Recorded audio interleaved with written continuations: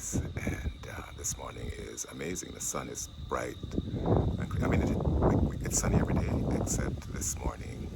What's really interesting more than other mornings so far is that a lot of mornings here, because we're at high elevation, you get like a lot of cloud cover, fog, mist, and so it hangs around for a bit before it burns off, right? So this morning, however, even first thing in the morning, I looked out the window at about 6 a.m. It was bright sun coming through the clouds, and no mist, like it can be. And right now, yeah, it's a nice heat. It'll probably soon get really, really hot. But right now, nice heat. And with this heat, too, it, you know, fits with our summer months here. So even in the morning when it's misty and it's a bit cool, it's never uncomfortably cold.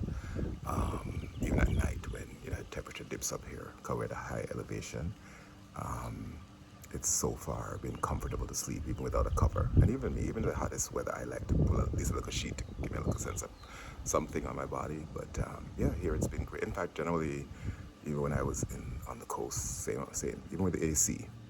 Because the irony is some places where they had AC, even inside place with AC, it was humid with the AC. Because that was how hot it was.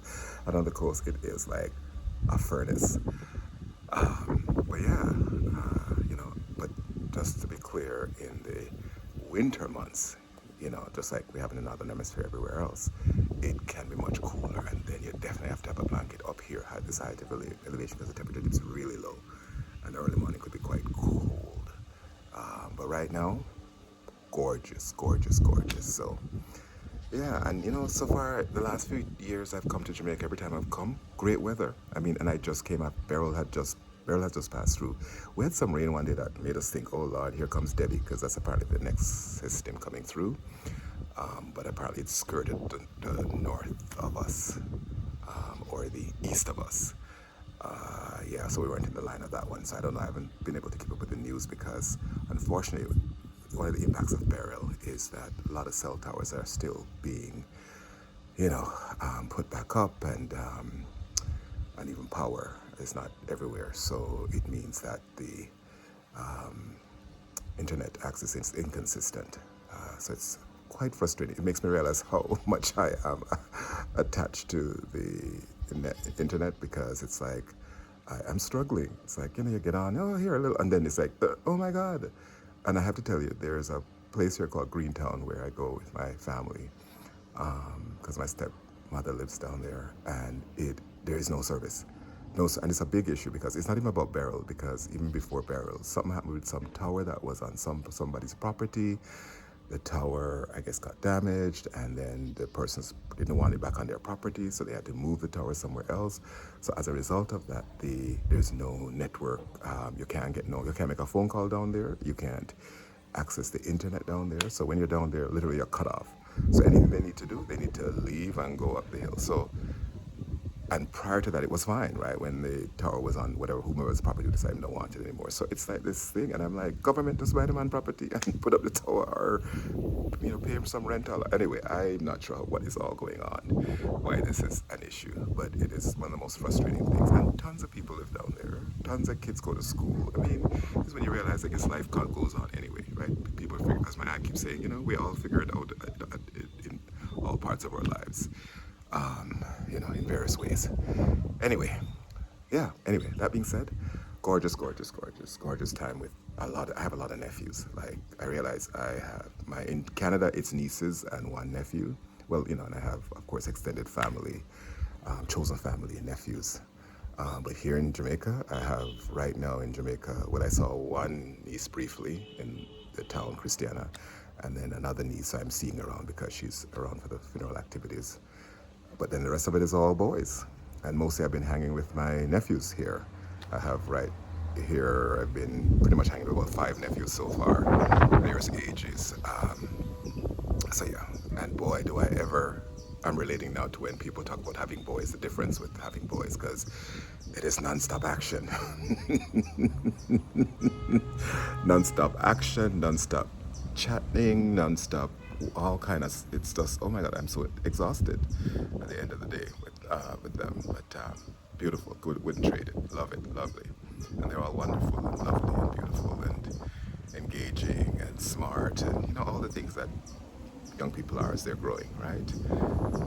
Yeah. So now we are getting ready this morning to go to the funeral, which is one of the reasons I'm here. I came for a birthday at one end at the beginning, and then now I'm ending with a funeral because then tomorrow, Tuesday, August 6th, I depart for home.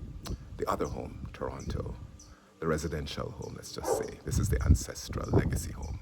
So I say ancestral because I did live here and grow up here. So the early years home, and now I call it a legacy home, maybe. And the current residential home, Toronto, Tomara. But wow, lovely, lovely. Jamaica owes me nothing, really and truly.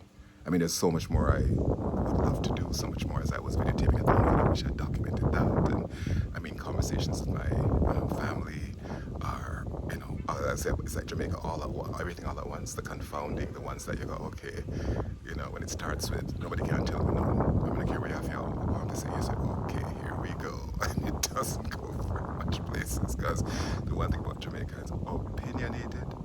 We are opinionated, including me. Like you hear yourself and you go, oh Lord.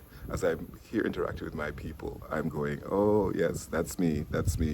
Frustrating as hell, which I'm sure that I frustrate others. So, yeah, boy, we just, sometimes when I say wrong and strong and wrong and strong, and we loud, wrong and strong with it, no matter what. So that's been its own experience. But it's who we are, and it's all that it is. Here we are. All right. I got in just now. Oh, there's a scene I'm looking at. And there's always smoke somewhere. Somebody's burning something somewhere. I learned something about why that is the case. But let me forget now why. Not just about, because I know a lot of it's garbage burning, but there's some other reason why there's burning. I think there's something to it also, crops. But I need to figure that out and share with you. So there's some scene that I'm looking at, that I'm looking at. Not from this vantage point, but and there's my nephew on task. One of the nephews anyway.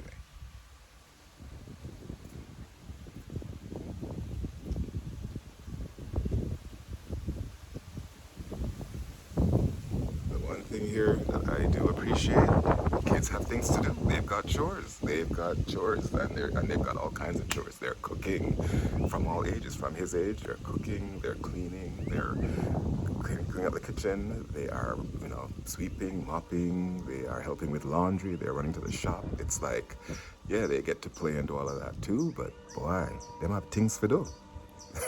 Along with them, they have to go to school and they've got to study, and of course one of the things that I love here too is that uncles and aunts who are around, and I guess as their parents do, them have things to do. Come jump into the car and make we go. It might also be a rural life thing, because I'm not sure what it's like in cities like Kingston or Montego Bay and Ochi, because I get a sense when I interact with my nieces and nephews in those places that they are a little more like Toronto children, right? Mostly at home, mostly inside, mostly on device. I mean, these rural kids too, right? There's some, they do some device work, but mostly they're all out and about, actively engaging.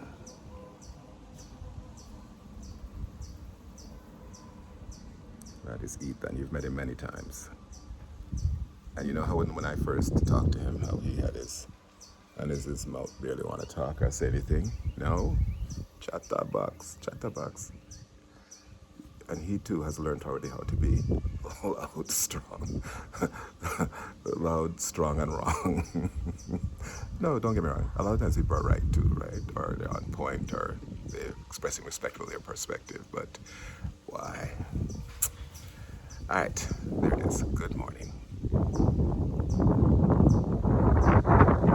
There's a little whip around again.